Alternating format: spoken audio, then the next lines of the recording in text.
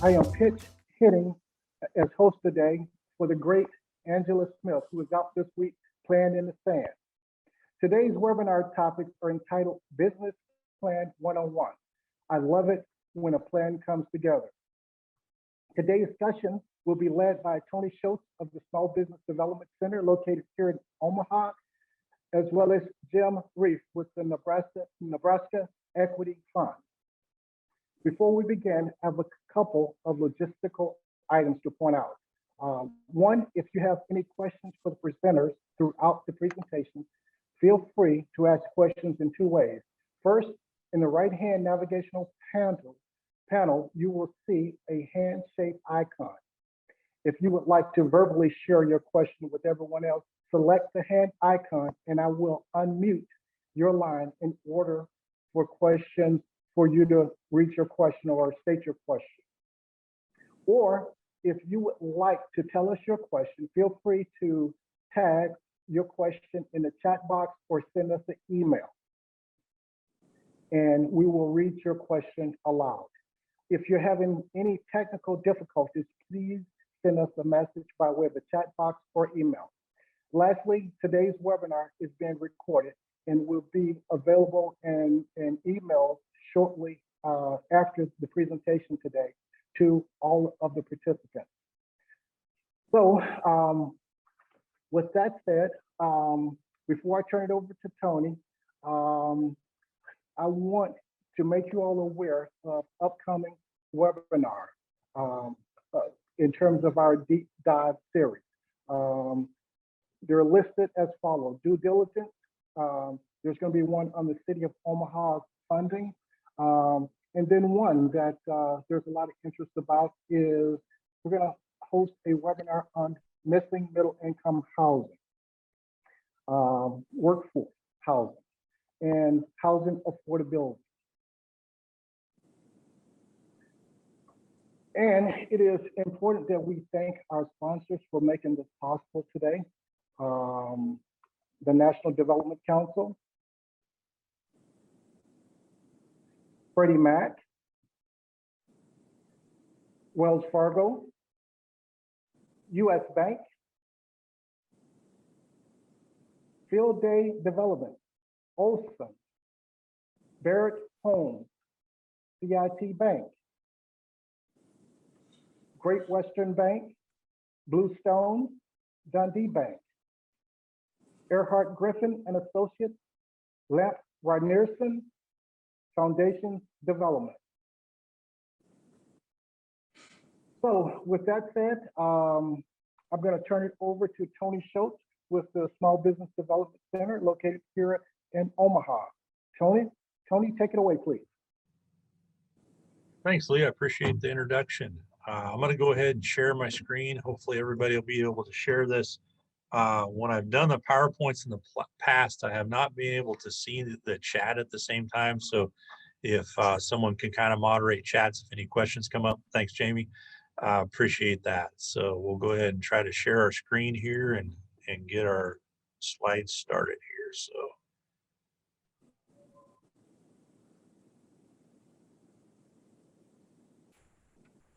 All right, so I'm from the Nebraska Business Development Center. We have small business development centers located all throughout Nebraska. So it doesn't matter what county you're in, what area in Nebraska, we have coverage for those areas. We're actually located for the Omaha Small Business Development Center at Mammal Hall at UNO. So that's where we office out of, and that's where we're located at. Talk a little bit about our services. So we do business plan support. So we don't write business plans for clients, but we do help them through the process, help them through in terms of market research, developing their financial projections, things like that. So that's kind of a key piece that we do.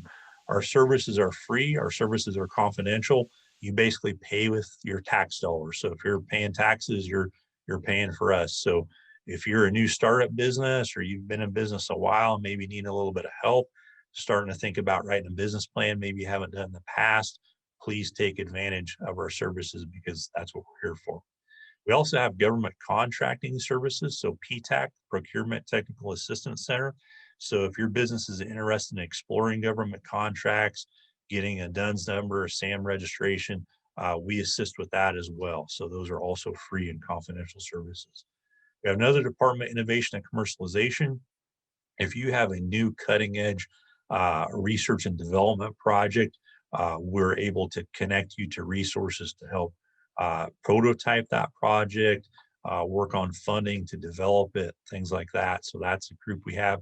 We have NU Connections as part of our MEDC. So if you come in and we have university resources available that we're able to connect you to. So as an example, we had a client come in the other day and they were working on a mathematical equation as part of their business, and it had to do with their manufacturing. So they wanted to confirm that that mathematical equation that they had figured out was actually correct.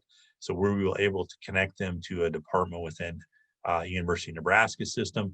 So they were able to figure that out. So those are resources available. And then a new one we have is called SourceLink Nebraska. It's kind of like a directory for entrepreneurs. So if you're looking for a particular service or maybe a particular resource, it's sort of that directory where you can get in there and connect to that proper resource. So that's under development. We're excited about that program as well. So I love it when a plan comes together. This is what I came up with. I don't know if anybody's watched the A-Team, if they're a fan of the A-Team, but I always liked that when I was a kid.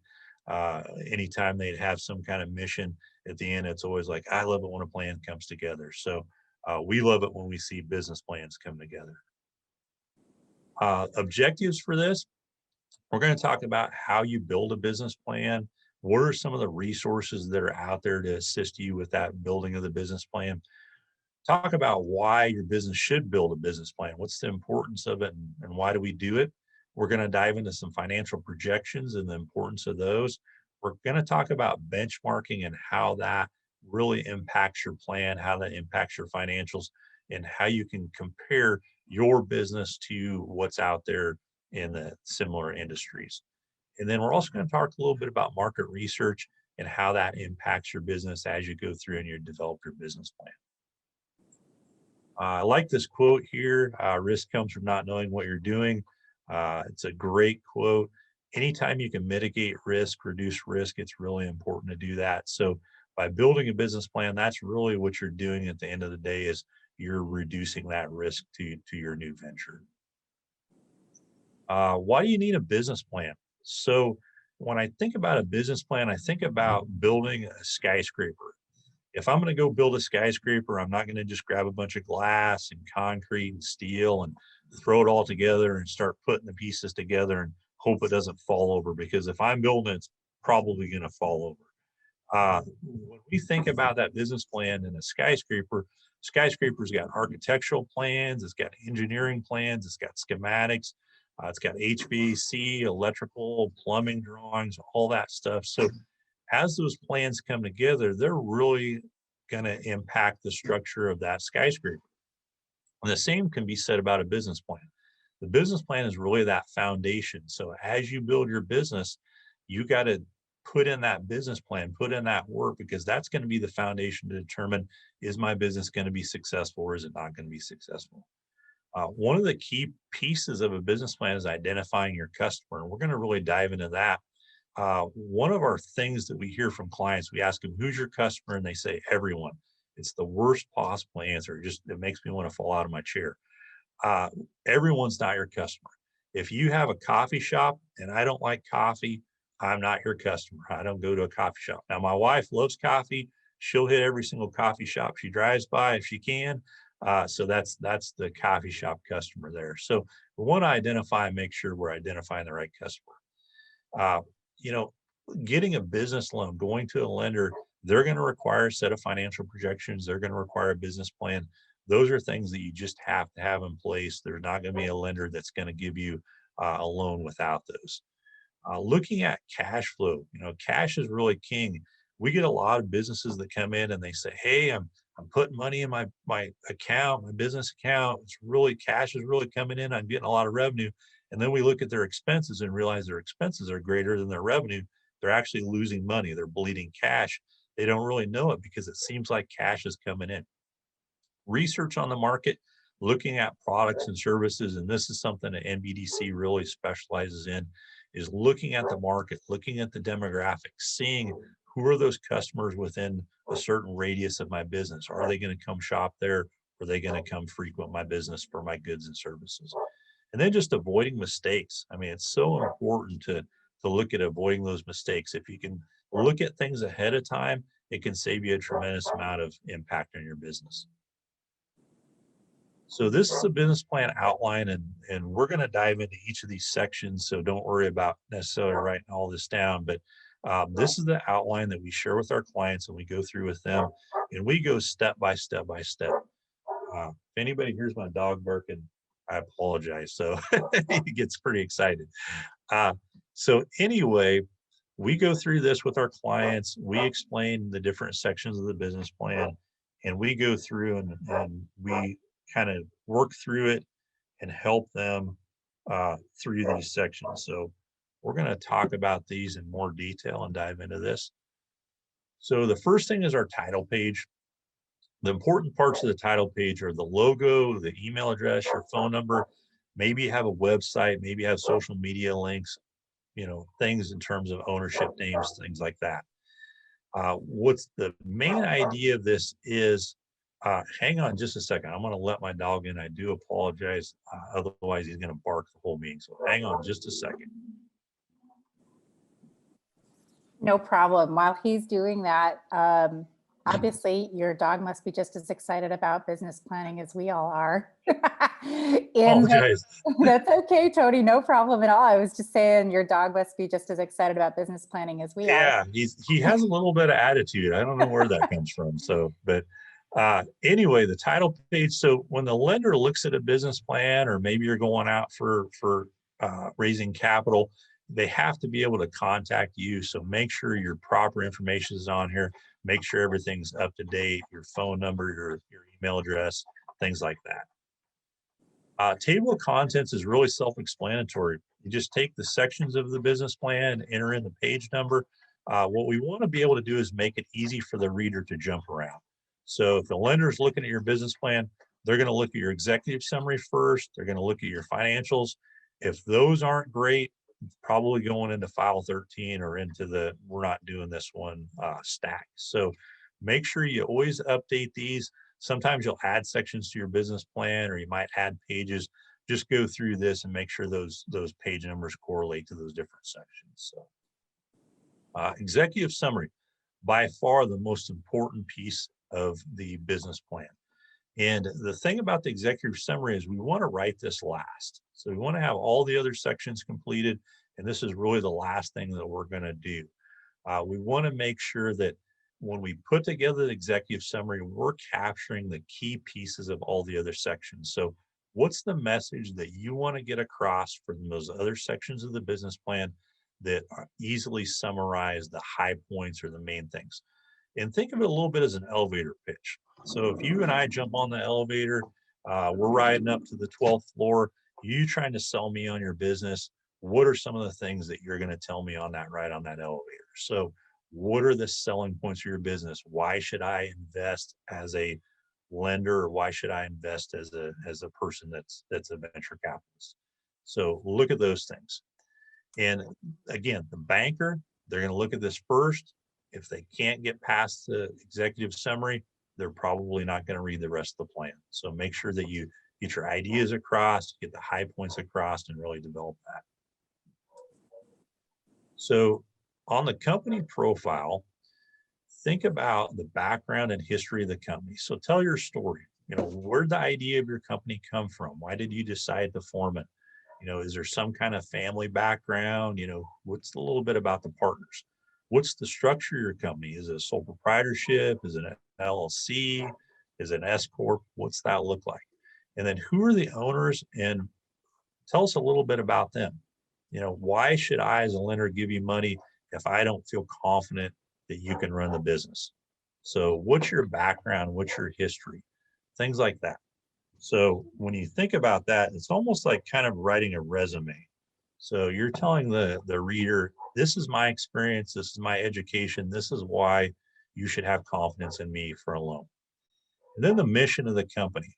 What's the main mission, the main goals of the company? What are you trying to accomplish? What are you trying to do? And it should be fairly straightforward. It doesn't have to be anything super complex, but fairly straightforward on the mission of the company. And then what are your long-term goals? Maybe it's 1 year out, 2 years out, 3 years out. It might be 5 to 10 years out. So what are those long-term goals? The banker really wants to see you have your ducks in a line. You want to make sure that they know, okay, this is the growth of the company and what it looks like over that time period. Okay, market research. This is really where NBDC specializes in identifying your customer.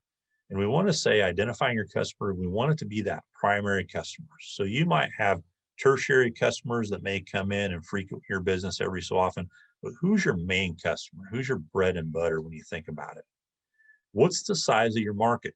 And when we think about the market, it's kind of like a piece of or it's kind of like a pie. And what piece can you take out of that pie for your particular business? And how big is that pie? Is that pie a couple $1 million pie? Is it $100 million pie? What's the size of that pie in your market? And then what do the industry trends look like? Is your business growing?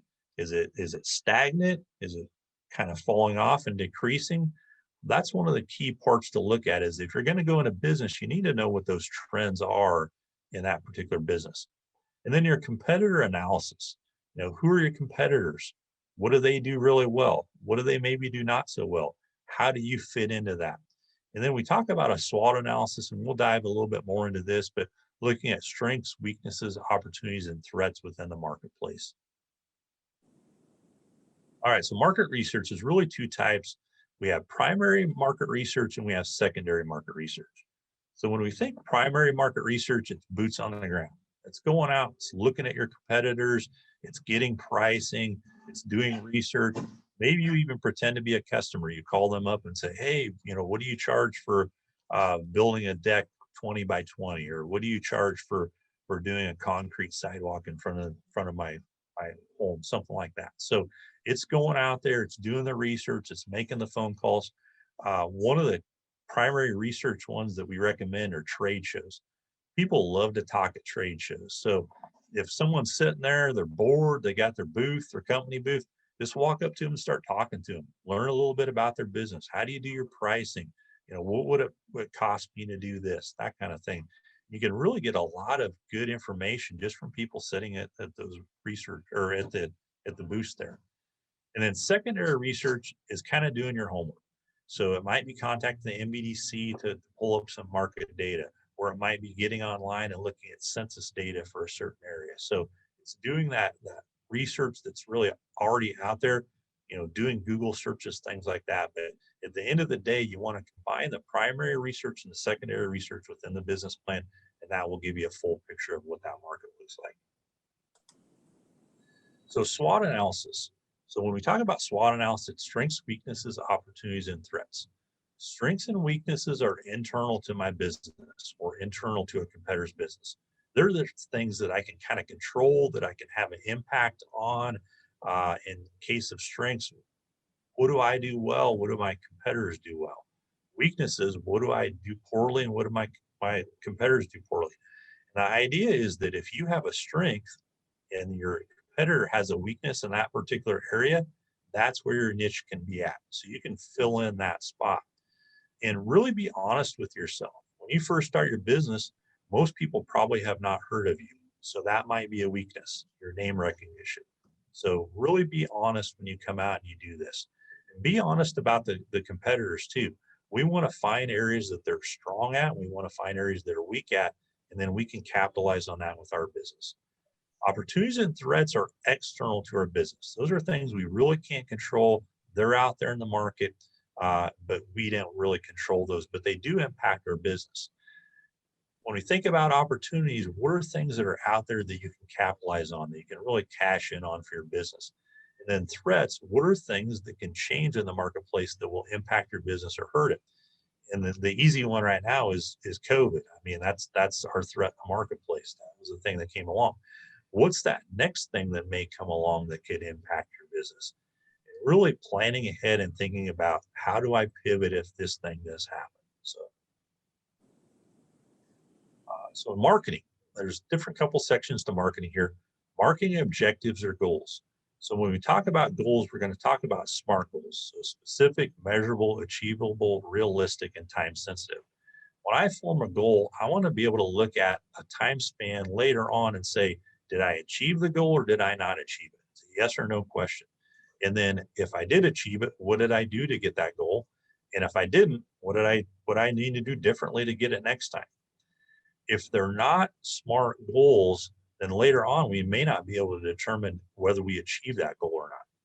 So one of the goals might be I want to have 2,000 Facebook followers by the end of the year, or I want to have 2,000 LinkedIn connections by the end of the year, or I want to have a revenue of 500,000 by the end of year 2. The thing about those goals is we can look back at them and say, okay, I achieved it or I didn't achieve it. Products and services and pricing kind of all to go together. So you want to have an idea of what revenue channels do you have? What products are you going to carry? What services are you going to carry? List all those out, list the pricing with them. If you don't know the pricing, there's some different tools out there where you kind of work through it a little bit, but have an idea within your competitive area what that pricing looks like. Promotion, what are you going to do to promote your business? Are you going to focus on social media? Are you going to go advertise in magazines, radio advertising, TV? What does it look like? So what fits your business? Place, where are you going to focus your advertising on? What's your geographic area look like? Is it going to be a certain neighborhood? Is it going to be a certain area of Omaha? Is it going to be all of Omaha? Is it going to be the Midwest? Is it going to be Nebraska? Is it going to be nationally? So what's that place look like? And then ongoing marketing evaluation. How do you connect those marketing expenditures that you have to actual results in your business? We're going to talk about that. Operations, day-to-day operations. This is typically the easiest thing for businesses to write up in their business plan. So what do your day-to-day operations look like? What are the hours of your business? Do you work on weekends? Is it Monday through Friday? What do the shifts look like? How do you process your clients as they come through, your customers? So how do they come in and learn about your business? How do you process their payment? Do you have a point of sale system? What does that look like? Describing your facility. What's your building look like? If we're talking real estate, what's the square footage on it? What's the frontage on it? How many floors is it? How many units do you have? What's the description of those units? What's the square footage on those units? That kind of thing. Equipment, anything that you need for your business. If we're talking real estate, are you taking care of the real estate yourself or you're hiring contractors? Maybe you have mowers, maybe you have power washers, things like that as part of your business. Business forms. We like to see businesses that can list out the business forms that they'll need. The lender is really looking at this to determine, does the business know what they're doing based on the forms? So if you're talking real estate, it's lease forms. It's contract forms for contractors that come in for landscaping, maintenance services, parking lot maintenance, whatever it might be. So make sure list out those forms. If you have those forms and you already have them, you can attach them as kind of an addendum to the back of the business plan, or just a simple description of what those forms are. Accounting and bookkeeping. How are you going to track your books? Is it going to be QuickBooks? Is it going to be another form? Are you going to use a bookkeeper? Obviously, a CPA is a great thing to have. So just listing out your accounting systems. And then who are your suppliers? One of the things that lender will look for is, does the business have their suppliers figured out? If they're sourcing materials from an area, do they have a connection to that supplier? Do they know they can get the supplies they need for the business? In a real estate business, your suppliers might be your subcontractors. So who are you going to use for your electrician? Who are you going to use for HVAC contractor? Who are you going to use for a plumber? That kind of thing. So listing out those.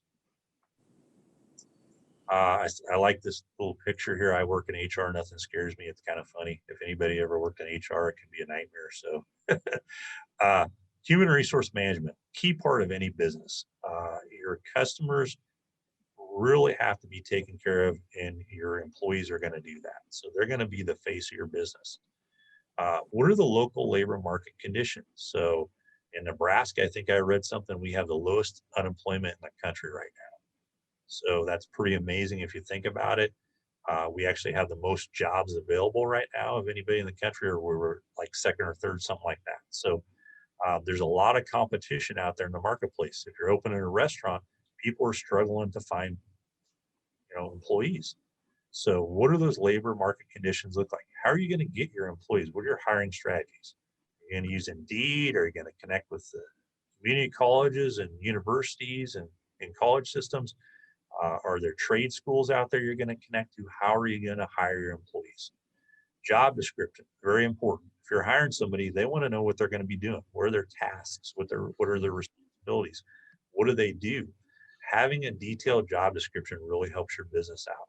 So when you hire employees, you're able to connect the proper employee to the proper position. If I come in and I think, well, I'm going to be doing this, and then I'm doing something entirely different, maybe my skill set doesn't match to that, or maybe my interests don't match to that. I'm probably not going to last very long in that job, and you're going to have a lot of turnover. Management structure. What does your management kind of chain of command look like? Who's at the top? Who's around there? Who are your frontline personnel? That kind of thing. So figuring out what that management structure looks like. Compensation plan. What benefits are you going to provide? Are you going to provide benefits? Are you going to have a retirement plan? Are you going to have health insurance, life insurance, dental, uh, anything like that? So determining what that looks like ahead of time. And that goes along with the benefit plans as well. So figuring out those things ahead of time is really going to benefit your business and determine what it looks like. Now, if you're a one-man band, you're the only one in the business, this is going to be a really short section. This is me, and this is what I'm going to do in the business. What are your tasks and responsibilities that you're going to take care of? Maybe it's one or two people, describing what they're going to do. So be detailed and let the reader know exactly who's doing what in the company. Outside assistance, we talk about our bail team, and you might have heard this before. It's your banker, your accountant, your insurance agent, your lawyer. They're going to bail you out of trouble every time. So if you're missing one of those on your team, you're probably going to have struggles with your business. So make sure you have connections to those, particularly the banker. We talk about building that relationship early on. The first time you meet the banker isn't going to be the first time you ask for money. I hope not. So you want to get to know your banker. You want to contact them. Maybe you take them out for coffee, or they take you out for coffee, or you just set up a meeting and visit with them. Give them a heads up and say, hey, this is the business that I'm building. I'm thinking about doing this. Pretty soon I'm going to look for funding. I hope to contact you and work something out. So, build that relationship early on. It's really, really key. Having an accountant on board. The worst thing you can do is have books that are a mess. If you go into a lender and your books are a mess, if you're expanding your business, or maybe you're just starting off, they're not going to like that. So make sure your books are in order. Insurance agent. One of the biggest things is risk to your company. If you have a coffee shop and I walk in and some customer spills coffee, I slip and fall, I break my arm, that can destroy a business if you don't have insurance coverage on that. So liability insurance coverage, huge. Property damage insurance coverage, huge.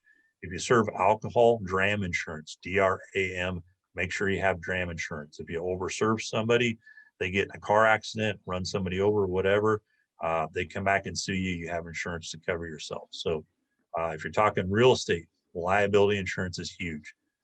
When I manage commercial real estate, I can't tell you how many times we had trip and falls, slip and falls, broken arms, broken legs, broken hips, stuff like that.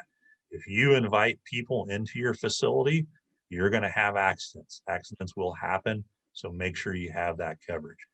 And then a lawyer is so important for contracts. When you're developing contracts, if you're developing leases, if you're developing contractors, subcontractor agreements, if you're doing construction projects, making sure you have a lawyer on your team to review those documents and make sure they're the way they should be.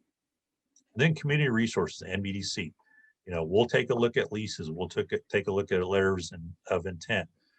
We can help connect you to different resources that are out there. SCORE, great for mentorship. So if you're looking for a mentor in your business, SCORE is a great connection. SBA, Small Business Administration. So if you're looking at resources for business plans and things like that, they're a great resource.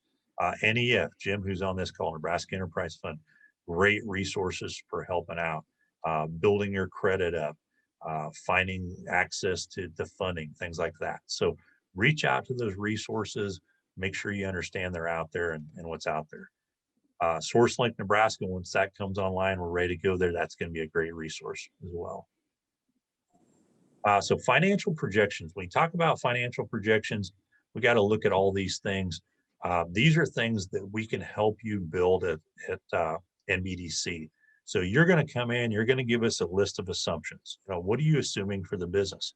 We're going to take those assumptions, your revenue and your expenses. We're going to build a 3-year projection. We're going to build a balance sheet, break-even analysis, cash flow, income statement, loan amortization, cost of goods sold schedule, all those things. And what that's going to tell us is, what does the cash flow of the business look like? If you don't understand the cash flow of your business, then you're missing a really key piece. Are you making money? Is it profitable? What's my break-even analysis? How much revenue do I need to bring in every single month just to cover my expenses, just to cover my variable expenses and my fixed expenses? So financial projections are going to be a key piece of that business plan. And when you insert that in there, make sure they tie together. Some people will write their business plan first and do their financial projections section second. They'll talk about certain numbers within the financial projections. Well, then it won't match the business plan. So they'll look at, the lender will look at the projections and go, well, they referenced this in the narrative section, but it's different in the projections here. Why? So always make sure if you update one or the other that they match each other. So benchmarking, what's benchmarking? Benchmarking is looking at the industry and seeing, as a percentage of revenue, what are the expenses? What does my industry tell me? And this is something that NBDC can help out with. When you do assumptions, we can take a look at your area. We can take a look at projections and see what do your expenses look like compared to your revenue projections. If I look at this one, if I look at rent, the basic benchmark here is 5.06%. So we'll call it 5%. If you come in and yours is 12%, your rent to your revenue, that's a big red flag. We're looking at the industry, they're only paying 5% of their revenue towards rent, and yours is higher. Something's wrong there. You're either paying too much rent, or maybe your revenue projections are a little bit off. Salary and wages is the big one. That's probably one of the biggest parts of any business. In this case, it's 37%, almost 38%. If you come in and yours is 20%, we're going to look at it and go, that's a red flag. You're probably understaffed. You probably need to think about staffing or adding more personnel. Or maybe you're not paying what the industry's paying. If you're underpaying workers, you're not going to keep them. They're going to rotate through. They're going to be out the door really fast. Repairs and maintenance, key part of real estate. How does it compare to the industry? Am I projecting repairs and maintenance that are lower than what the industry tells me they should be?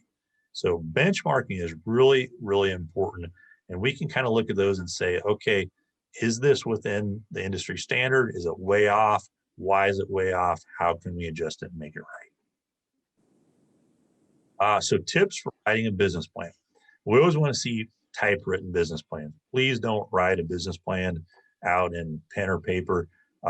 It's kind of funny. We actually see people that do that. They'll write it out and they'll come in and say, here's my business plan. And we're like, we need to develop this a little bit more.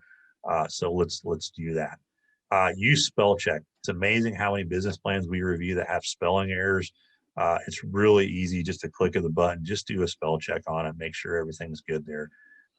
Particularly if you make changes. So if you make changes and adjustments, always do that spell check. Avoid the first person. I'm going to do this. We're going to do that. This is going to happen to us. We want to make it the company name. So if it's Tony's Cupcake Shop, every time we do that, we're going to say Tony's Cupcake Shop within our business plan. I won't say I or we or us or etc. So if you do your business plan and you find that those are in there, just replace them with the company name. That's the easiest way to do it. Again, utilize community resources. They're out there. They're free. They're confidential. Utilize those community resources that are out there. Don't sit back and wait on that. Always track the version of your document. So when you save it as version 2, version 3, or version 4. If you're working with a community partner, we get a lot of instances where we kind of lose track of what version of the business plan we're on, and changes have been made. And then we go back and we go, oh no, what version were we on? And we get the wrong version, then it causes confusion. We go to the bank and bad things happen. So On your title page, just do a version number on there. And when you save it, save that version number under that. And you might have 20 different versions. When you go to the bank, you can call it whatever you want, but just make sure you know which one you're on. So make your plan a living document. So, you don't write a business plan, go to the bank, get your loan, and then just throw it up on the shelf. And that's the last time you ever see it, and it collects dust and bad things. You want to make that a living document. So each year, at a minimum, annually review your business plan, make updates to it, make pivots to it. Maybe you went out and bought another property. You acquired an apartment building, you added that to your portfolio, or you added a couple houses, residential houses to rent out, add that to your portfolio. Maybe you completely change your business. You started off in real estate and realized real estate's not for me, but I see that property management over here is quite lucrative. So I'm not going to own my buildings now. I'm going to go into property management. So, look at those, make it a living document. Be prepared to pivot. Maybe you go in with the one game plan and it just doesn't work. A lot of businesses pivoted during COVID. You think about all the restaurants, they went to curbside pickup, they went to delivery services, they went to drive-in or drive-throughs, all kinds of different pivots that they made during that time. And I'm guessing a lot of pivots they made really will stick. So, how great is it to drive up and grab Val some Phillips. curbside? So, what's that? Oh, all right. So yeah, be prepared to pivot in your business plan. Be prepared to make those changes. So here's an example of an executive summary. And I just want everybody to read through it and take a look at this real quick. I have a great business idea. I need a loan of $800,000. I'm should be starting my own cupcake business and have a building all picked out. My business is going to focus on 99 cupcake flavors. That's quite a few. That should be pretty good. Oops, I went to the next one there. I'm going to operate my business Monday through Friday, 12 to 5. Those are great hours for me. That's going to be excellent. I'm going to hire a full-time manager. They're going to take care of all the business operations. We're going to get some part-time employees. I've never been in the cupcake business, but I'm signed up for a cooking class next week. I can't wait to get started. How many people think this business is going to get a loan? Is there anybody out there that thinks they have a chance? Thumbs down. Probably not. So what are some of the things in here that are kind of a disaster? And you can unmute yourself. Let me know what you think in here maybe is going to be a red flag for the bank they may not like. Don't be shy. There's one, no prior experience. Just figuring out how, we don't know if they really know how to cook, but signing up for a cooking class is probably not the place to start with starting the business. The hours from 12 to 5, you don't know, and it's only Monday through Friday, and I don't know, most of us eat cupcakes late at night or on the weekends. And 99 flavors is like ridiculous. And then hiring a full-time manager, like, where's the cash flow? There's a whole bunch of stuff along with the employees. Yeah, right on. Yeah, there's zero experience here, and you're exactly right. I mean, the hours of operation, sure, it's great for the person that's the owner, but are people going to buy cupcakes 12 to 5? Probably not. I mean, if I'm taking the kids out to get a snack or a treat, it's probably 7 o'clock, 8 o'clock after supper time, whatever it might be. 99 flavors, probably not going to happen. And again, yeah, they're starting off the business. They're going to hire this full-time manager to run everything and all these employees. What's the owner doing? What involvement do they have? And they're starting a cooking class. That's scary. I don't want to eat a cupcake from that place. So right on. Let's look at another version. This is Tony's Cupcakes. We're going to be the talk of the town. Tony's Cupcakes LLC will be Omaha-based Nebraska company. We're going to focus on artisan cupcakes for parties, corporate meetings, weddings, other events. The head cupcake creator, Tony, has 20 years as an executive chef for numerous high-profile restaurants in the Omaha area. We're going to start off with catering. That's going to be our first thing. We're going to move towards brick and mortar locations, franchising within the next 7 years. We've got recipes from our family that we've passed down. We're going to focus on special events. There are many catering businesses in Omaha. They tend to focus on full meal service, less on treats. We're going to be the go-to for that catering for treats. We're seeking $75,000 for commercial loan. We're going to get equipment with it, and we're going to have some working capital. We're going to put in 10 grand. Tony's going to be the manager, head cupcake creator with 4 part-time employees. So this one, what are some key points in this one that the banker's probably going to like, probably going to want to see in there? Don't be shy, anybody. There's no wrong answer. I promise I won't give you a hard time. It's a much more realistic loan request. Right on. Yep. The other one was 800,000 or something like that. I got to remember. Yeah, 800,000. So this one's 75,000. So much more in line with buying that commercial equipment. So right on. Any other points in here that if you were a banker would get you kind of excited? Yeah, they're bringing their own money, Tony. I Yep. see too many deals where people don't bring their own money and they expect to leverage 100%. It's a really hard thing to make happen. Yep. Right on, Jim. Yeah, we see that a lot. People come in and they don't have any money to invest, but they want to see the bank put up 100%. The bank wants to see that you have skin in the game, that you have an investment. So anytime you go in for a loan, you got to have a piece of that loan owner's equity going in. So, and it may be in the form of equipment that you already own. It might be a building that you already own. It might be land that you already own. It might be a lot of things, or it might be straight cash that you need to put in that business, but they want to see that you have skin in the game. So other pieces of this that would maybe get the banker a little bit excited. Tony, this is Lee Alexander. I would suggest the fact that they speak from not the first person. They talk about Tony's Cupcakes. And then also, I like the fact that they distinguish themselves in the market in terms of indicating that most caterers tend to focus on full meal services, and they're going to focus just on treats. Yep. Yeah, that's exactly right on. You don't see any of the I or we or anything like that in here. And if you did, it was my mistake because it's not supposed to be in there. But yeah, that's exactly right, Lee.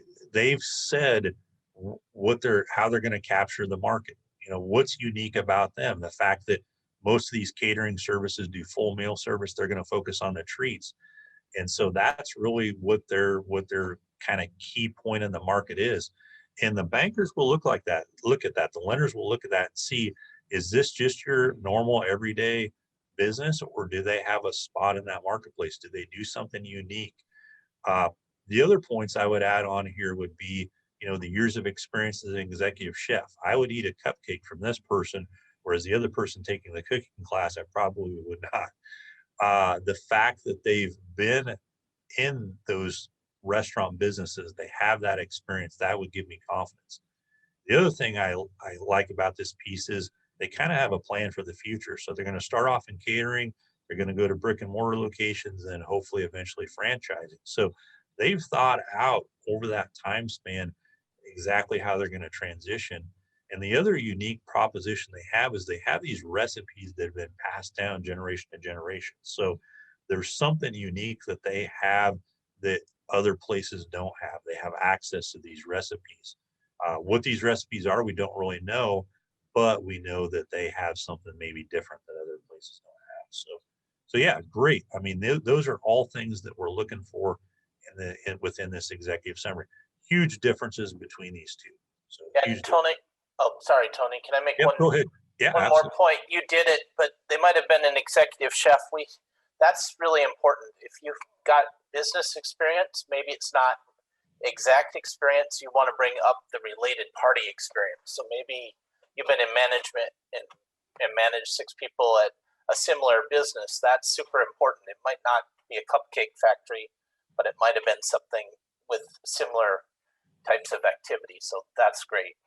Yep, great point. Yeah, and it can transition. It doesn't have to necessarily be in that exact business. It can be something similar, but if you have management experience pretty much anywhere, managing employees, managing payroll, managing expenses, working with customers, that can transition to a lot of different business models. So keep that in mind. Just because it's not exactly the same, like Jim said, it can easily transition over that experience. So great point. Tony, can I also add in connection Oh, with yep. that, and I think it's illustrated with this person that they do have that management experience in their previous roles and experience, but also to think through that perhaps just because you also have a passion for a specific kind of industry or business, like maybe you do love baking or you love cooking, doesn't necessarily mean you have the technical skills to run the business side of that. And so can you build around as a team to support those components? Yep, that's right on, Jamie, because that's building your team and determining what areas are you weak in. So what do I not do well? For me, I'm not great at social media. I can do it, but it's not my area. I don't really necessarily know how to develop marketing for social media as well as other people would. So if I'm starting a small business, the first thing I'm doing is I'm finding someone to do my social media for me. It's not my cup of tea. I can do management, I can do real estate, I can do all that stuff. But what comes to the social media side, it's not my thing. So, but you're right on. Build your team around those weaknesses that you have.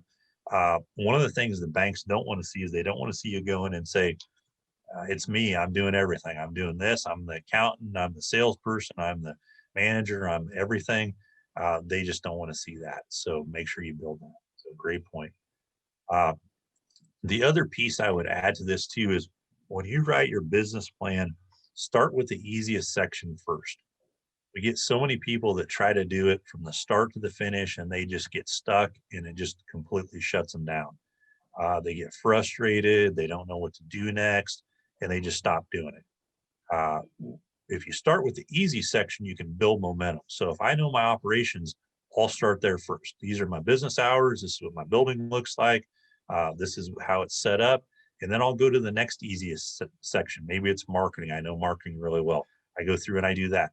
And then when I get stuck, I reach out to those resource partners. I reach out to NBC. I reach out to Nebraska Enterprise Fund. I reach out to SCORE, and I have them help me work through those other sections. So we get a lot of people that just get frustrated.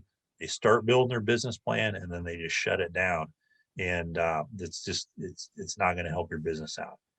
Even if you're not real technical at writing, you can express your ideas. The business plan can be polished up and adjusted so it looks solid. Some folks just, writing is not their thing. They have the idea, they can run the business, but they can't transfer it over a business plan. We've got a really nice software piece called Live Plan that we have licenses that we share with our clients for that. They can get in Live Plan. It will basically work them through every section of the business plan. It's really user friendly, and that's kind of one of the things we use for our resources. So locations. Tony, Go ahead, Lee. for just a second, a couple comments that came in Sure. regarding the second one related to they liked the way that the story was framed. In terms of the executive summary, they believe that goes a long way. And in terms of not liking, in terms of the first one, they felt that it was sort of shortchanged in terms of cost and revenue projections, and the numbers they just didn't believe in. Yep. This comment's coming in from the at-large audience, if you will. Yep. That's both good points. So yeah, it was really just kind of thrown together, and there wasn't a lot of thought that was put into it. Whereas the second one dives down into those expenses. Banks like to see, what is my loan going to? What are you going to do with the money? And in the second one, it says we're going to purchase the equipment. It's going to be the oven, the baking pans, the mixers, all that stuff, and working capital. So as a lender, I know where my $75,000 is going to. Where's my $800,000 going to on this one? I have no idea. Probably a trip to Jamaica and maybe some other places, and who knows? It could be a lot of different things. Big party, whatever. But it doesn't really specify exactly what's happening with it and what the owner's going to do with it. Whereas the second one, we know exactly what it's going to. So yep, great points there. These are our locations for our small business development centers throughout Nebraska. all throughout the state. We cover every county. So, Kearney will go up north, Grand Island will go up north, North Platte will. So we cover all those areas. There are small business development centers all throughout the United States. So if you go across the border in Iowa, maybe you're doing some deals in Council Bluffs, they've got a great SBDC team over there that can help you out. You go to Kansas, South Dakota, wherever you're at in the United States, we have SBDC centers that are available to help. Questions? Any questions on the business plan, the format of it? I know we went through it fairly fast, but any questions specific to areas we can certainly jump back to within the presentation, and I'll attempt to answer. Hey, sorry, Tony, one question I have is, you talk a lot about how this is going to be presented to a potential lender. But what if an individual is going to start their business and not necessarily seek capital from a lender right away? What are your thoughts on whether or not a business plan is important to get going? That's a great question. So we get some folks that they're in that where they're like, we don't really need a loan. We've got the money set up. There's not a lot of upfront costs for a business. We still recommend doing the business plan. It's so important. And again, we go back to that kind of comparison to building that skyscraper. I'm not going to do that without architectural plans. I'm not going to start a business without a business plan. Even if I'm not going to the lender, I still think it's so important. We recommend the same thing, Jamie. And one thing that's really important, too often we think business plan, I got to do a business plan so I can get up and going. The worst plan you can have, first of all, is one that you don't know what's in it. I've seen too many people just pay somebody a bunch of money and that person writes the plan. They don't know their own plan. So you want to make sure you know your own plan. That's fine if you use somebody to help you get it ready, but you want to make sure you own the plan. But the other thing is, too often, whether you get funding or don't get funding, I did my business plan, I can check that box, and that goes on the shelf, and it becomes dusty. With our business plan at our organization, we review it every week, but every quarter with the board, and every year we come up with new and adjust it. So you want to make sure with your business plan you're using it. You want to, am I tracking? Am I not? What's actually done way better than I expected, and maybe what's falling behind what I expected. Yeah, and I think that's a great point too. We do get a lot of folks that come in and like, well, I don't need funding, so I don't need a business plan. They really don't correlate together. It's required if you go into a lender to have one, but you need to really have one anyway. And yeah, like Jim's saying, that's spot on. I've seen people pay someone to write their business plan, and then I go and I ask them questions about the business plan, and they don't know the answer to it. Someone else wrote it, so it's really someone else's business plan. It's not theirs. When they go to the lender and the lender asks them a question about that business plan and they don't know the answer, they're not getting that loan. It's not happening. And like Jim said, it's, you can have someone help you do it. You can have someone polish it. But at the end of the day, you're taking your knowledge and your experience and your background, you're putting it into the business, and that business plan has to correlate to that. And if it doesn't, it's going to be very obvious to the lender. Any other questions on sections of the business plan, reasons we write the business plan, anything on financials? How about legality? When you're establishing a business, there's some legal issues, some ownership issues. Should you create a limited liability partnership or corporation? Can you talk a little bit about that and perhaps some of the resources that might be available to assist folks? Yep, absolutely. So yeah, there's all kinds of different structures you can do to start your business. It might be as simple as a sole proprietorship. It might be an LLC. There might be other ones that you look at. And what we do is we have kind of a grid that we share with our clients, and it shows the advantages and disadvantages of each different structure. And the client can look at that and say, okay, an LLC is perfect for me. I want to have that separation of liability between my personal assets and the business assets. Others might say, hey, I'm doing a partnership. I'm bringing in a partner. We need to have a partnership agreement. in place. So that might be the structure. So there's a lot of different ones out there. We really recommend looking at taxes too. What's the tax impact? You know, does the corporation pay the taxes? Does it pass through just to the individual? So there's a lot of things to look at there, but I would say reach out to those community resources. Nebraska Enterprise Fund, I'm sure, has tons of resources on, you know, what's best to do there. NBDC does as well. So yeah, you have to fit it to the business. And you may start off as a sole proprietorship and decide, hey, this is getting big. I want to switch to an LLC. You might have an umbrella organization that, you know, you have the umbrella organization, then you have LLCs underneath it that own specific properties.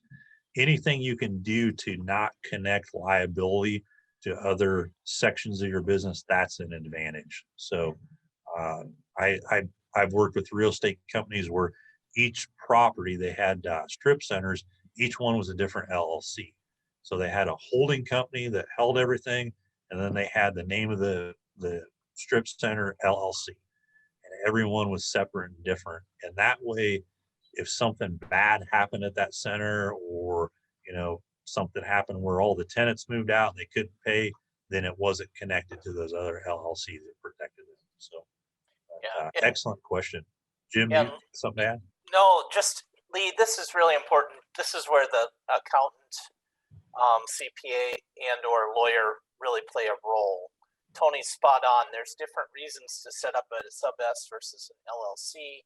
There's different tax ramifications. There's different risk ramifications. So something simple, yeah, it's probably relatively easy but to do. But as it gets more complex, if there's multiple owners, if there's multiple moving parts, then it's going to take a little bit more. Just be prepared for that. It feels like it costs money sometimes, but I've seen on the back end, if you have the operating agreements and things done up front, if something negative does happen, or even if something positive happens, it's clear how that's going to be treated, and that really helps you move forward. So do be ready to talk to your lawyer and to your CPA, and remember, the lawyer is coming from a risk side, and CPA is going to be coming in from a tax side. So you need to be clear, you know, what angle do I want to focus on? So we recommend making sure you use your professional toolbox as well. We're happy to help. I know NBDC is happy to help, but some of these issues require professional support. And I would add to that too, if you go into an agreement, make sure there's a way to walk away from that or to acquire it. So we had an example, and this is a bit of a horror story. Hopefully nobody knows them on the call or anything, but they had a building. They purchased the building. Their broker decided to go in on it with them, which is never a good idea, but whatever. So they became partners on this building. They had a separate business that came in and leased out a unit in the building. Well, they had a big falling out. Well, within the partnership agreement, there was nothing stating how the other partner could either acquire the business or get out of the business. So one of them lawyered up, the other one lawyered up, and they went at it. Anytime you have a partnership, make sure you have some kind of statement in there that says, I'm going to offer you so much for your share of the business. And then they have so many days to either accept it or reject it or counteroffer. You want to have a way to buy out that partner or have them buy out you, because if that doesn't happen, it just becomes a legal battle or war. So make sure that you have operating agreements in place. Make sure you have, like Jim said, a lawyer review it. Make sure you have your accountant involved. You don't want it to get messy where you get into a legal situation. So, excellent question. Thank you. Does anyone else have a question? I do. I have a question. At what point is your business plan? It can be too short, sweet, and simple. And it can be 10 pages long. So my question to you is, just based on what you see, if the right things are aligned, is it a 1 page, a 2 page, At what point does it become just too wordy? So I would say most business plans we see are probably in the 15 to 20 page range. I've seen shorter ones that are really concise and really well done. It's most definitely not a one pager. It's usually at a minimum, I would say probably 10 to 12 pages, and then with financials tacked on and things like that. I've seen 45-page business plans that's just a ton of fluff in there. And we went in there and said, this is not relevant. It's not important. We need to scale this down. You want to make it to the point where the lender or your reader will read through it and doesn't get lost and fade off and fall asleep. So, but I would say that's your sweet spot would be probably in that 15-page range. Jim, what are you seeing on your side? What's kind of a You're going to typical? hit me. I would actually say I've seen some super ones in the 5 to 7 pages, not including projections. So Okay. it's really going to depend again on the complexity of your business. You know, but you want your smart analysis, you want your competitor analysis, and then it comes down how much more detail. But 5 to 7, if you're at 15, I wouldn't say that's outrageous, because some businesses, you know, if there's a subsidiary, or if there's multiple product lines, or even I'm just thinking of a restaurant, you know, if there's breakfast, lunch, and dinner, there might be more complexity. If it's somebody just providing consulting service, it might be a shorter business plan, but it's hard to get everything in without at least 5 to 7 pages. And I do agree with Tony, unless you're running something really significant, 40 pages, 50 pages, that you can do it, but you're just doing extra work. So somewhere 5 to 15 pages makes a lot of sense. Thank you. Great question. Yeah, it's finding that sweet spot, and yeah, and have associates look at it, have friends look at it, you know, have other people take a look at it, and if they start fading away and falling asleep, you're like, oh, okay, maybe I need to dial this down a little bit. So, or if they look at it and go, I still don't understand what your business is, or I don't understand what you're trying to do, then you might have to add more detail. So, yep. And Jim's right on. The more complex the business, the bigger the business plan will be. Okay, we have a question from Julie Smith. Julie, unmute yourself and go ahead, please. Thanks, Lee. This kind of goes to Sonia's point. If there's going to be 2 different legal entities involved in the business, should there basically be 2 separate business plans so it doesn't get too confusing? It's a great question.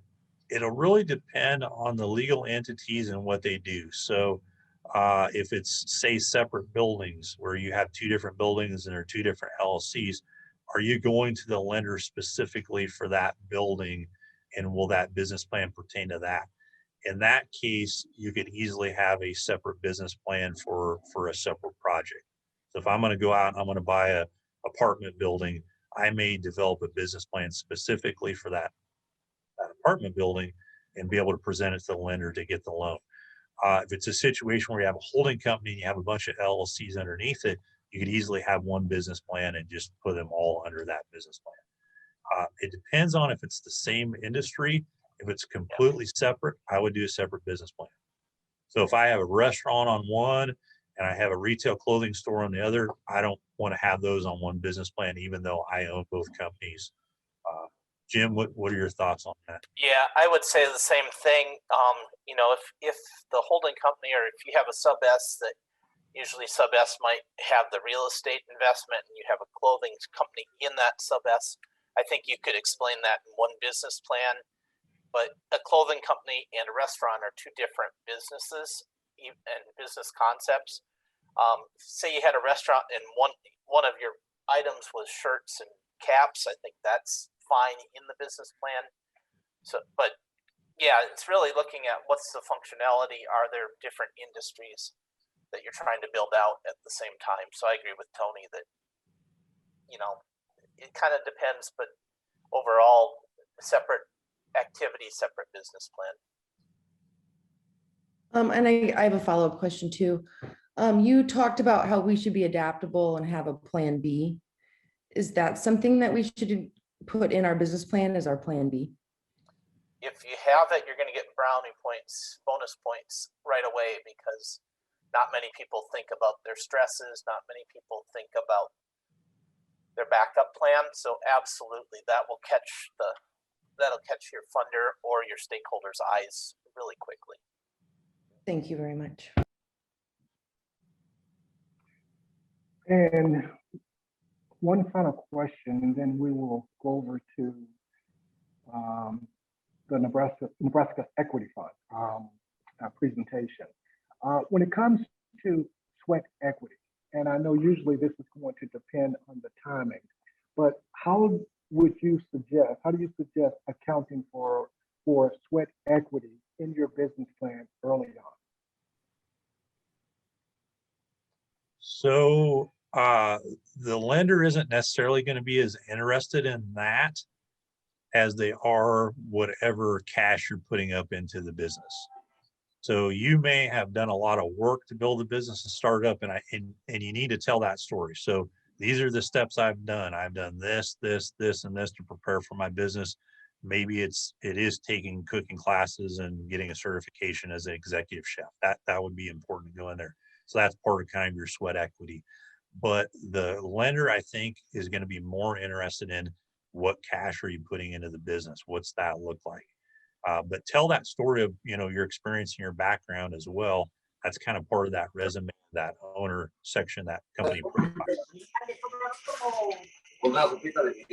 Jim, what your thoughts on that? I agree with Tony overall, although sometimes if you put sweat equity in early, that's going to increase the value of your asset, of your collateral. So it may be that you have a building and you've already put 20,000 of value into that building. So you might be able to show, hey, this piece of collateral is not worth 100, it's actually worth 120. But do show that up front. And that's where we've also seen a lot of our small businesses will buy things as they go. So, maybe it's a mechanic and he wants to become a mechanic in 2 years. So he starts buying his tools at fire sales and so forth. Make sure that as that happens, you get those and create a balance sheet so that you can show that I do have some balance sheet, I do have some collateral. So it's more tricky, especially for the banks. But if you can show what the value actually is because it's tangible, that makes it easier for everybody to understand. Okay. And we have a question from Sonia. Sonia, unmute yourself and go ahead, please. Sorry. So just, I guess to wrap it up, I know you guys talked about a few things. What are the top 3-5 mistakes that most people make that you would say, stay away from these? I mean, spell check, obviously, you said just one simple, right? But what are like the most common that people overlook that you guys have seen? I would say number one would be not knowing who your customer is. You come in and you're just not sure who your customer is. You think it's everybody. You think everyone's going to purchase your goods or services, and you think it's just going to be a major success, but you really haven't dialed down to determine who your customer is and who you're going to market towards. So I'd say that's number one for us. Number two is coming in and not having any cash to put into the business.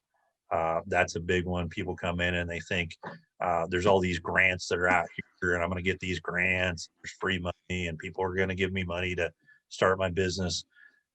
During COVID, there were some grants out there, but they were mostly to help businesses that were existing to get them through. So there's kind of this sort of misconception out there that there's all these grants available that are going to help people out, but there's really not much there. Three, I think a lot of people try to go it alone. They may come in and ask for our help, but they really haven't reached out to other people or connected to other people. I think it's a lot about networking when you're starting a business, connecting to friends, family, maybe it's your neighbor, who's an accountant, who's a banker, who's your insurance agent, what resources are out there in the community. So not really, I call it activating their network, when they're starting their business up. So I'd say those were kind of the top three. Jim probably has a totally different three. So Well, one is really related to yours, Tony, and that's a lot of people don't put the work into it. They throw together some words and they throw together some numbers, but they haven't really put the work required into writing the business plan carefully and well. So yeah, they meet it. They get the checkbox marked, but they haven't really thought about it. The second one is oftentimes they overestimate their sales out of year one, so it ties right into Tony's not knowing their market. You know, if you come to us, say I'm going to sell, 900 units a month, we're going to ask you, how are you going to sell those 900 units a month? So make sure you know how. You can't just tell me because doesn't sell a lot. And then the other side is oftentimes they underestimate their expenses, the startup expenses. I know a lot of you are doing building projects. I've seen people come in, they have a major renovation and they haven't even talked to a contractor. And they say, I can do this for 10,000. And it's like, show me how again? So, it's easy to underestimate. They maybe put $50 a month for an audit or an accounting function. It might double check. It might be 75 plus 350 at the end of the year for taxes or something. So it's really overestimating sales, underestimating expenses, and then just be prepared. This planning, I tell people all the time, a piece of paper costs maybe 10 cents. And even if you spend 20 hours on a business plan, let's just take a lawyer's rate at $200. That's $4,000. And I'm just putting this as an illustration. So you spent $4,000 and what, $4,001.50, including your paper. If you don't do that work and you start a business and you take a loan for $50,000 or $75,000, but end up not having a direction, and you end up, the business fails, you've lost $50,000 to $75,000 of loan money, plus you've lost that time you could have been working.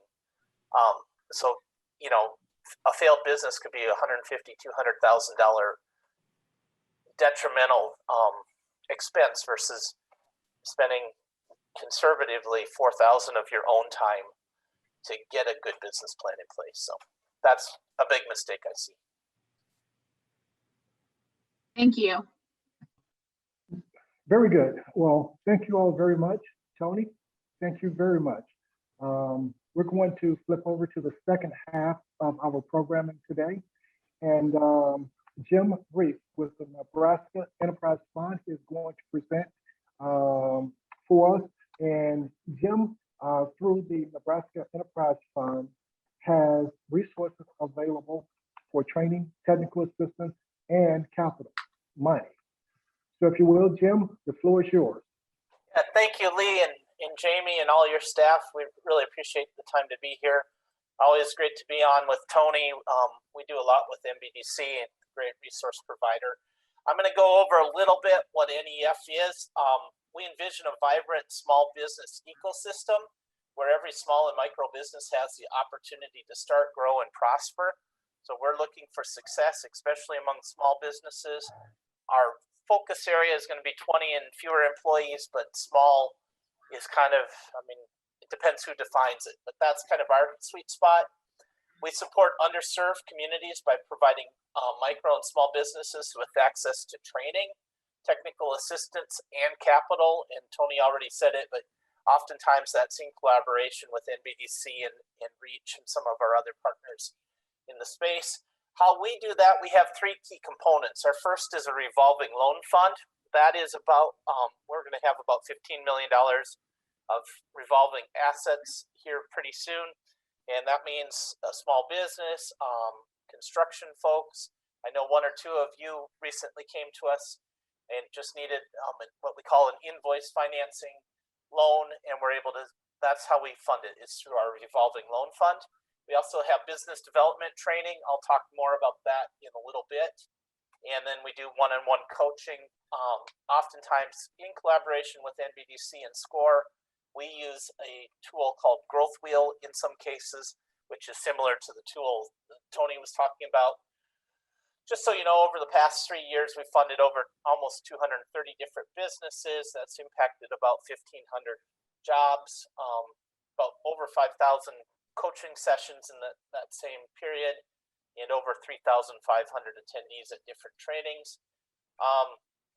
65% of our lending has been to persons of color, so we're super proud of being able to reach into the communities where traditionally we've had problems and challenges with different aspects, redlining and other things. What are CDFIs? Jim, hold on. Can you just for 1 second, would you mind maximizing your presentation so we can see the full slide on the screen? So that, like the bottom That was probably the wrong. Yeah, I can try. Oh yeah, sorry. down on Jim. the bottom right. There's actually just to the left of that, there's a little thing that says start presentation. There you go. All right. Sorry about that. Can you see it or did it shifted?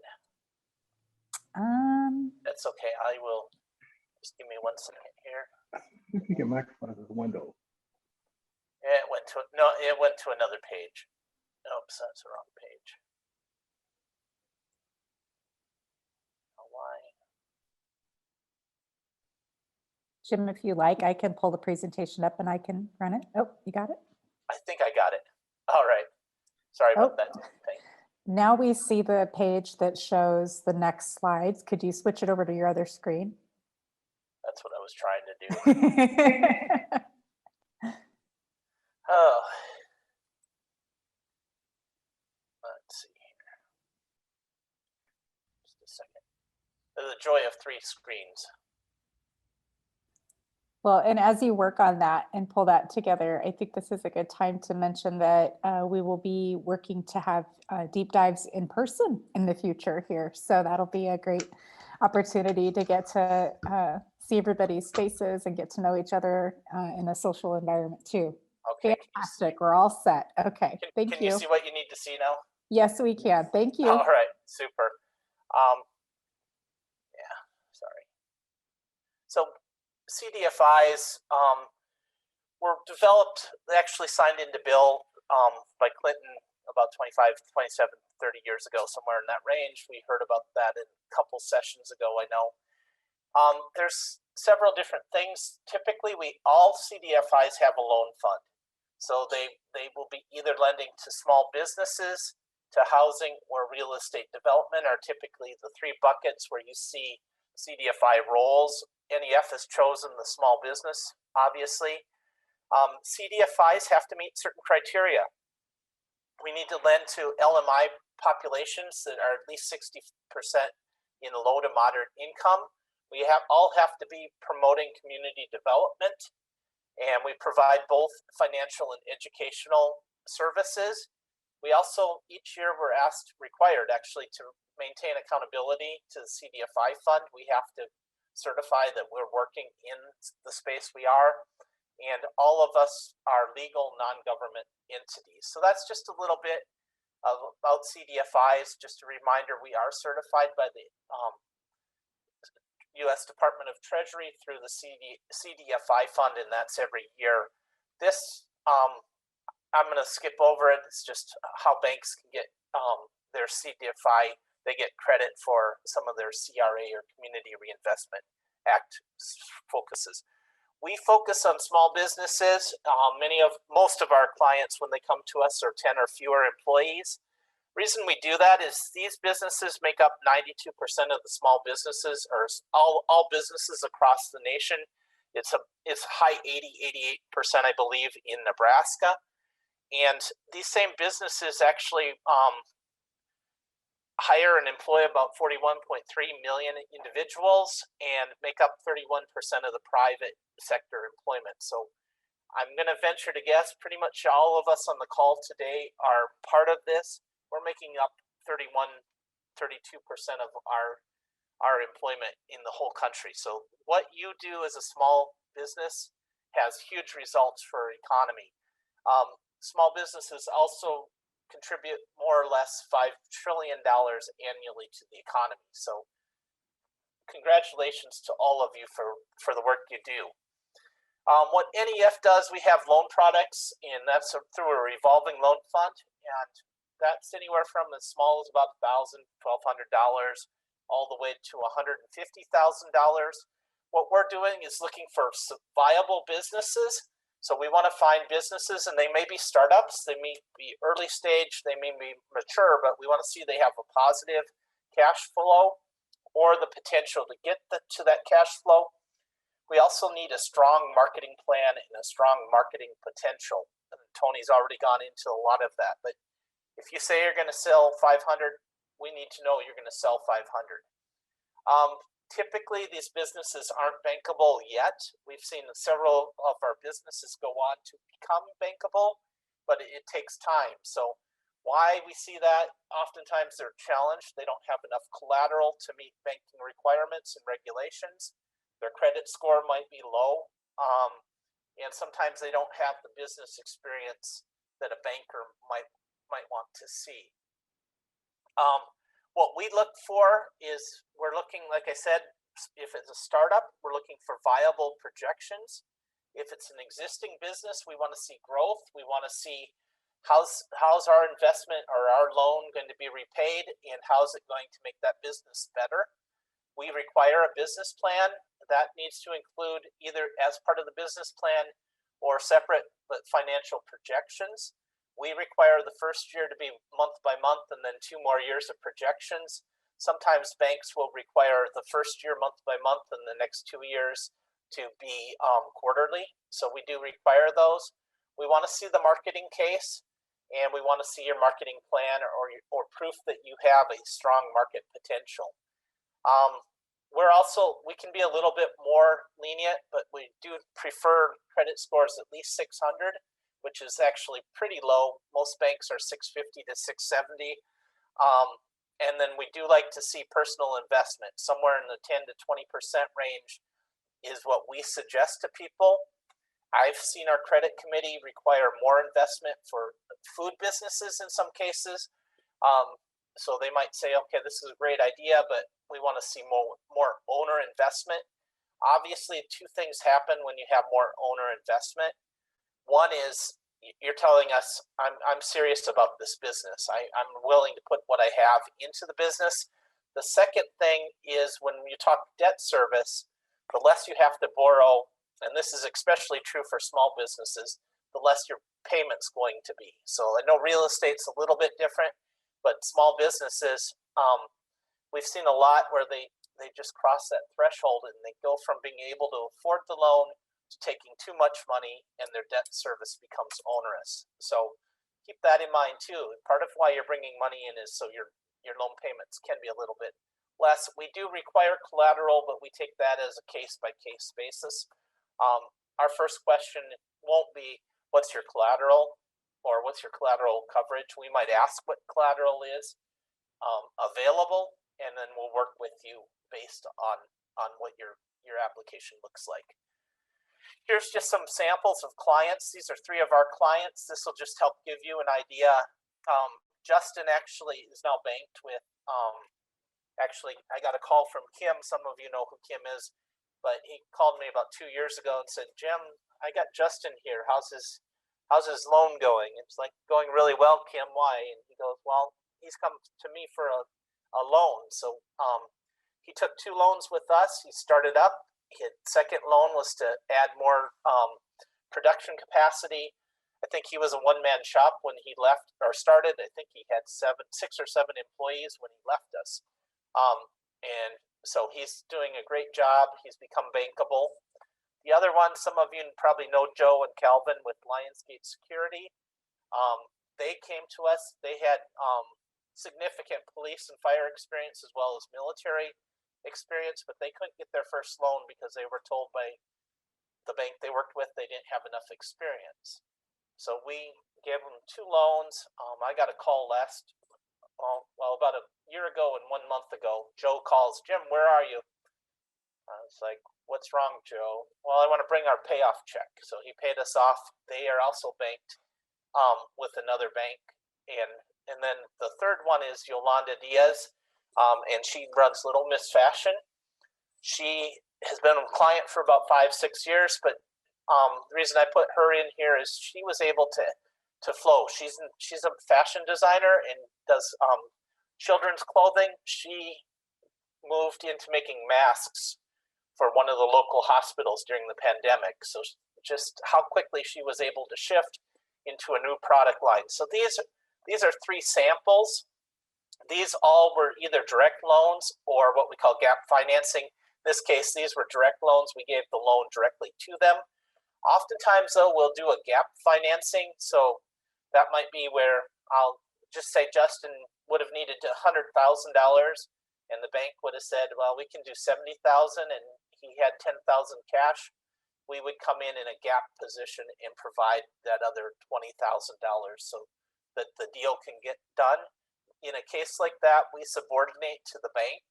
So we'll come in a second position to the bank so that the bank stays correct with their regulatory requirements. The other thing, and I don't think it's in this set of slides, Frank, I know is on the line with Reach, but we, in collaboration with Reach, we do an invoice or invoice financing loan, and that's a short-term loan for a subcontractor that basically has done a job but can't get paid as fast as the contractor needs to. So they can come to us. It's usually 15 to about 45 days.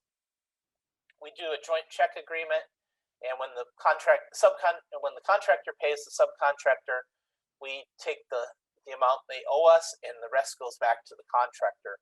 So a lot of times we see that where somebody has some contracts pending, they've all been approved, but they need to make payroll, or they need to buy some raw materials or something. So we're able to use that invoice product. And I could see where we would use potentially, especially with some of your subcontractors, as you're doing build outs and so forth, we may be able to use the invoice financing in that case. Some of the business development services we have is the one-to-one coaching and mentoring. I mentioned it earlier. We're starting to use Growth Wheel, and that is it's a very vibrant system that we're able to help clients put together their business profile, identify areas of strength, identify areas to improve, and then strategy to improve those. Again, this is something that goes really close with what Tony and NBDC does. And oftentimes it's not unusual. Tony and I will give each other a call and say, hey, we need a little bit here. Can you help us? And vice versa. We do a lot with business planning, just like Tony does. BC Clark, our trainer, actually has some business planning programming coming up. We also do cash flow and financial planning. NBDC has a more rigorous system, so if you have something complex, definitely work with them, but we can also help you get that going. And we also do some marketing support and assistance. We do some training. One of the things we've done training on, for example, is business acumen, and that's helping people think about how do I accelerate my sales, how do I increase my sales, not how do I cut my costs, but let's build our pipeline of sales, let's build our top line. Then workshops, and I'm going to go in a little more detail shortly, but credit awareness, different EEC, that's Entrepreneurial Education Collaborative, and that's several of us as service providers have come together, and every Wednesday, or the third Wednesday of every month except for July and December, we do an event. Some of those are live now that we can be live again, and some of those are Zoom. So you can watch. Last one we did was pricing with one of Tony's colleagues. Super thing. We do various things on accounting, legal issues. We're doing from startup to success in October 15th, and some Money Smart. So some of the other things, we're spending a lot of time this year and last year on QuickBooks, because we've seen a lot of businesses lose out on their full potential with PPP, or lose out on PPP, lose out on some of the other grants that Tony talked about, because they haven't had their QuickBooks put in place. So we have a 2-day training session. The dates are wrong. We have these coming up all the time. I'll get Jamie the next dates when we're doing this. we can charge and subsidize that. It's a $500+ program. We're usually able to do it for about $59. So we're subsidized that. Some people go on to our one-day session, and that's where our consultants actually will help you set up QuickBooks on a computer. So when you leave you leave that one-day session, QuickBooks is set up for your business, but you need to go through the 2-day first. We do a lot on business planning, business resumption, borrowing basics. We have quite a bit on building credit. So if there's a need, let us know. We can certainly talk to you individually or as a group on credit building and things to look at. Disruption, we've been doing a lot of business resumption work for some reason the last year and a half, and working on that. The other thing is we're going to be doing business clinics every half a year. The next one is coming up in September 9th, and we're going to have lawyers, we're going to have resource providers. I think NBDC is already on the slate for that. We have SCORE volunteers, we have bankers coming in, insurance folks, just the whole gamut. So watch for that. That will be September 9th. The whole idea is going to be 3 to 4 hours. You can go see the person you need to see, and we'll have multiple resources. And then, like I mentioned, our 7th annual From Startup to Success is going to be October 15th. So those are some of the development things we do. Couple new initiatives. We are starting to play around a little bit with the small equity placements. These aren't going to be big, but what I've seen, and we talked about it earlier in the business planning, a lot of folks don't have a lot of their own capital to invest. So this is a way to bring some equity into an equation that can then become more of a not low cost, but a longer term, more patient investment. And then we do grants from time to time. We've also just finished dispersing about 300 PPP loans, and then we work across Southwest Iowa as well. So we're all of Nebraska and 6 counties in Southwest Iowa. So if you have something going on in Council Bluffs or the adjacent counties, let us know. We'd be happy to look at if there's a way for us to support you. The last thing I have before we go to questions, I do have an open position for a business mentor loan officer that will be primarily North Omaha, but it will serve all of Omaha.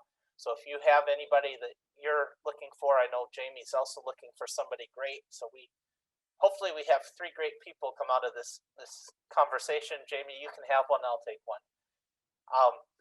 But if you have anybody, I think both organizations we're really, I believe, at cutting edges, and great opportunity to get involved with organizations that make real differences. So I can't help but self-promote there. I'm happy to take any questions that you all may have.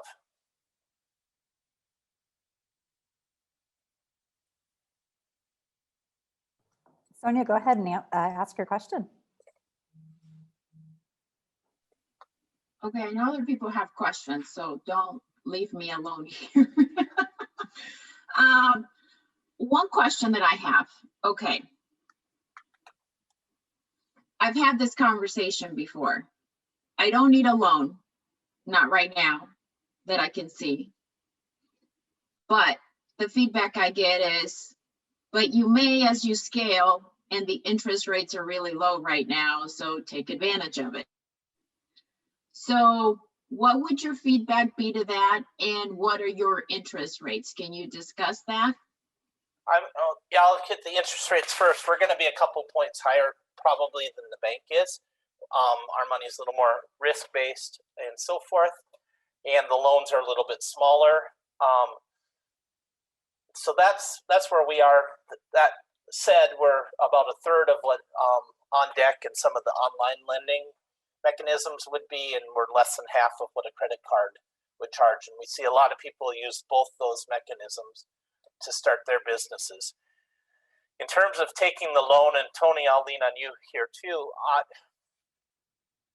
Sonia, if you need to build credit and your credit score is a little bit low, taking a small loan might make sense. Taking a small loan just to start building credibility with the bank might make sense. I can't recommend that you take a loan just to sit on the cash, because you're going to be paying money for that. If you can take that loan and you can get an ROI that is worth the extra risk of carrying that loan, absolutely. But just to me, just to take a loan just because interest rates are 4% and in 2 years they might be 5%, I have a hard time advising that way. Now, like I said, if your credit score is 600 and you can get a small loan, it doesn't take a lot. It might be a $5,000 loan, and you start to rebuild. That's going, not initially, but after 6-7 months, that's going to start to build your credit score. Then absolutely, that's worth looking at. Or if you take a small loan just so you get a bank used to working with you, that makes sense. But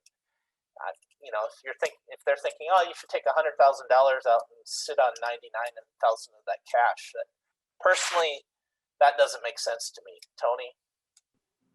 Yeah, I'd agree with that. I mean, can you use the loan to scale up your business and increase your business, or do you need it for working capital? I mean, you may get in and realize, hey, there's turnaround times that I'm dealing with maybe contractors or payments from customers, things like that. So unless you can really utilize it in the business, I'd agree with Jim.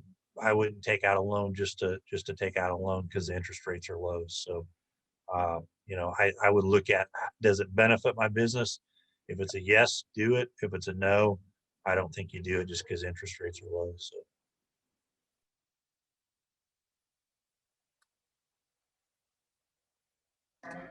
Thank you. We're on the same page, but I needed to ask the subject matter experts. You're welcome. All right, other questions? Can you provide a few examples of how the equity pilot grant programming and business resumption lending kind of take place? Or maybe some recent examples from people you've worked with those specific things in the past maybe 6 to 8 months? Yeah, the equity I can't. We've found our first 3 that we're going to be doing our first cohort with, and we're still in the development phase with that. But basically, each of these 3, their next step is to go into a deep dive with them, put together projections, understand really carefully what their business is going to require, and make sure we put together a good financing deck to hit all the points that they're going to need to hit. So I can't speak more to that just because it's so new.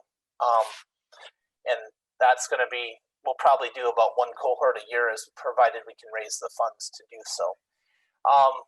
Loans, we've seen a lot in the construction space recently, and in the transportation logistics space.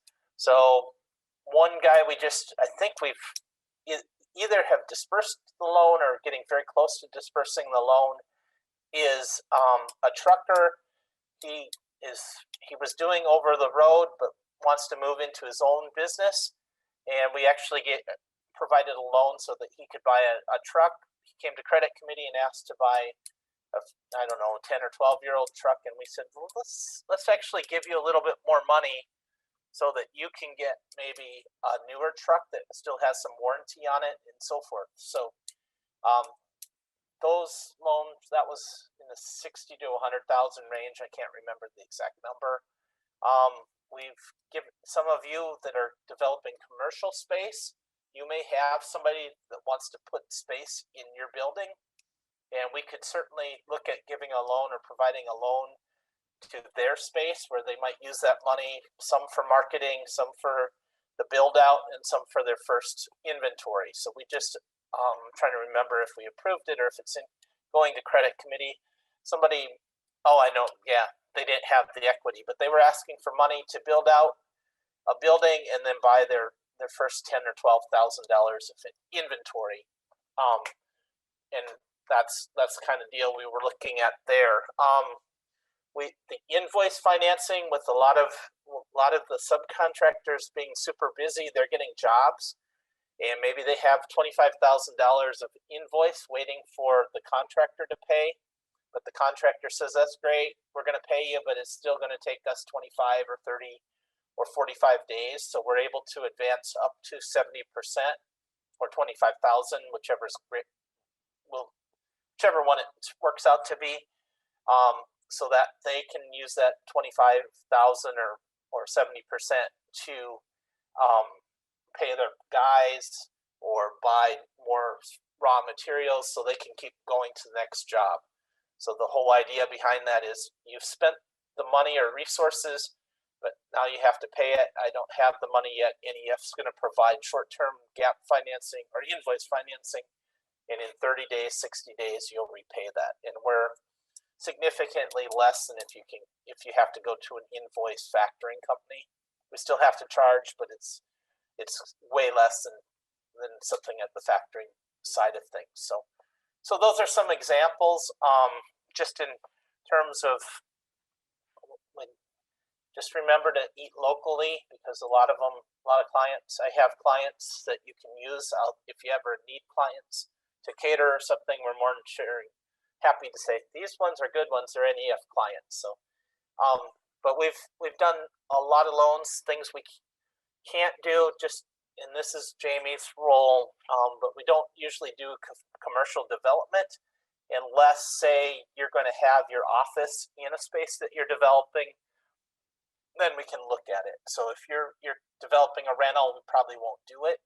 If you're developing a company that rehabs homes and you need a Caterpillar, or not a Caterpillar, a Bobcat, we probably could finance the Bobcat, but we couldn't finance the purchase of the building you're going to rehab. So little distinctions.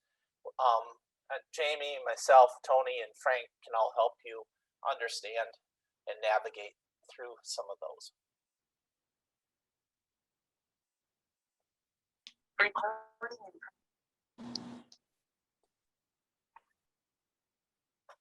Sam, I believe you had a question. Go ahead, please.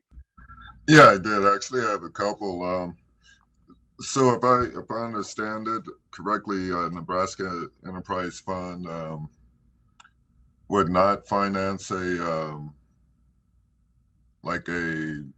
development for the sale of a house on a property. Probably not. That's correct. That's not really our wheelhouse. But say you had another business that did rehab and you needed the Bobcat, or you needed the equipment, or you needed a truck or something, we would consider that. Okay. And then also the second part to the question, in this day and age after COVID, particularly, I think you guys have identified your market as micro businesses, particularly in the last year or so, year and a half, so many micro businesses, their day-to-day cash flow has been wiped out. And at least for me, that's the position I'm in. I still have quite a bit of collateral to look at, but everything is still good except for the cash flow. When you say collateral, exactly what do you mean by collateral, and what terms? That's going to depend on each particular file. We take as much as real estate all the way down to UCC filings on receivables. It's going to depend on, some of it depends on the size of the loan. The smaller loan, obviously, we're going to be able to be a little lighter on collateral. The more complex, or if it's a simple loan versus a more complex, more moving pieces. So it's really a one-on-one case to look at what is the loan and how do we get it there. Obviously, any lender, our first choice of payment is through the business itself making payments, and then second, we do look at, is there a secondary source of payment without touching collateral? We don't want to be a liquidator of collateral, so that's not our first choice. In your case, we're seeing a lot of businesses that are struggling just coming out of the pandemic, but your upside it looks very solid. So you're some of it's showing, okay, we came through a really rough year and a half, but here's our projections and here's why I can project that. So part of it's showing, being honest, this is what we struggled with in the past, but here's how we took care of it. And because of that, here's what's going to result going forward. So I hope I answered the questions. Yeah, you have. I appreciate it. Sonia, go ahead, please. Okay, just to see that I understand. So NEF and Spark gap financing. Gonna put you guys on the spot so I understand. NEF is more for small business and Spark is more for development. Is that correct? Yes. Okay. I know which person to hit on what. Yes. You're covered. And Anyone else? And we're happy to talk to you together too, if that helps. Sometimes we find that instead of having one meeting here, one meeting there, let's just have a joint meeting and get everything on table and work together.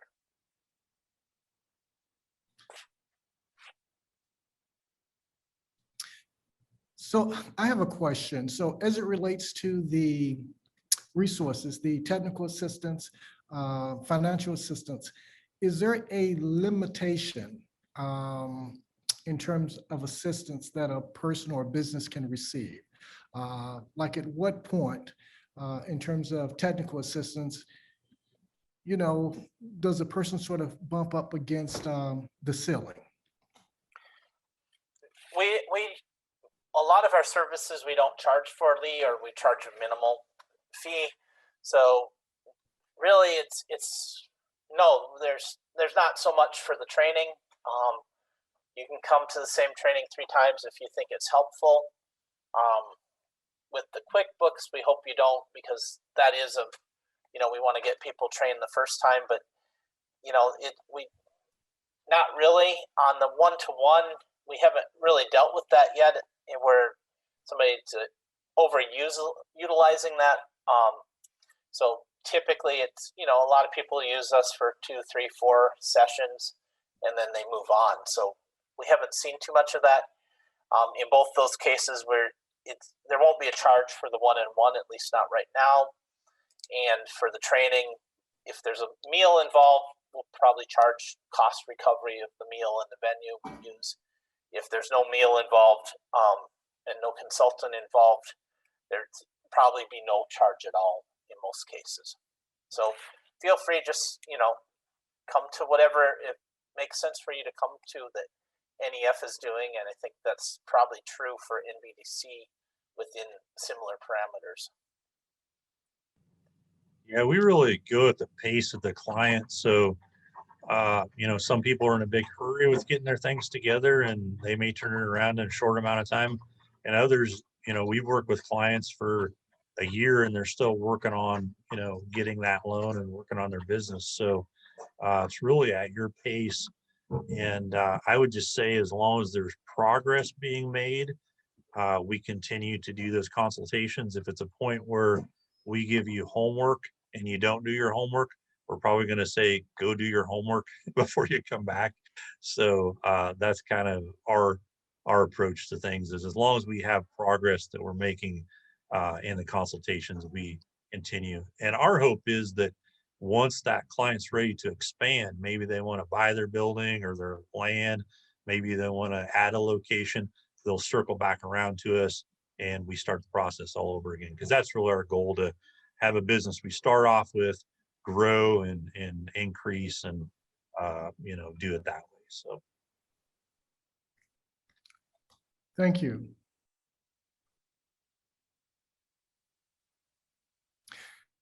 I tell you what, if I can just circle back to the question regarding when you're starting out, formulating the ownership structure, you talked about seeking the help or guidance from an accountant or from a lawyer.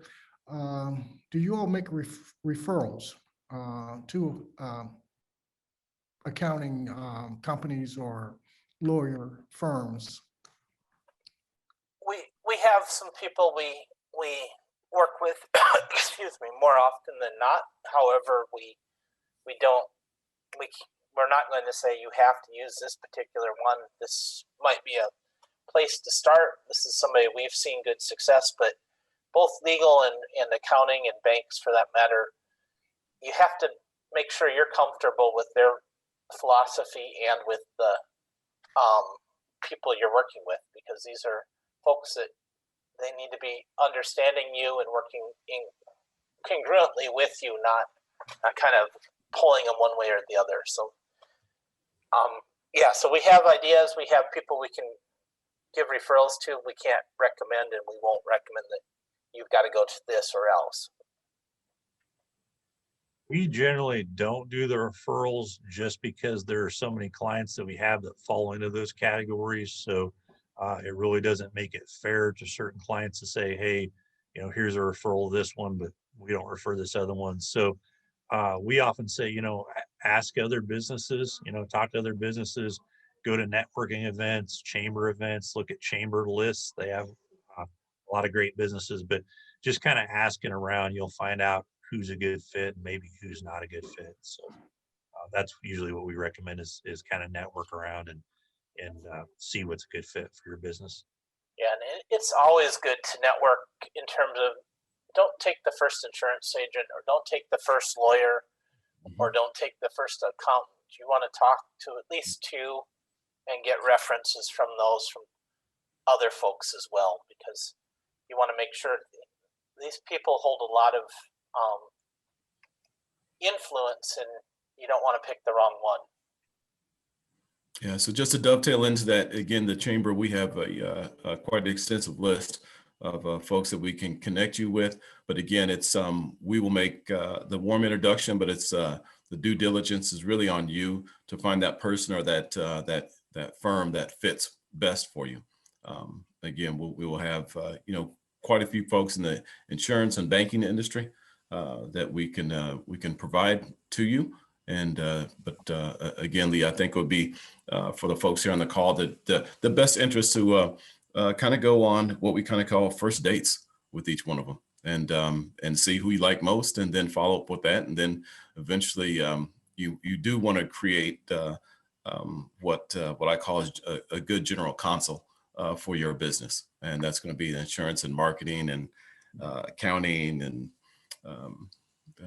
business law type of folks that are going to be an intimate part of your team. Thank you very much for that, Frank. Anyone else? We are bumping up against our allotted time. We can take one more question, if you will.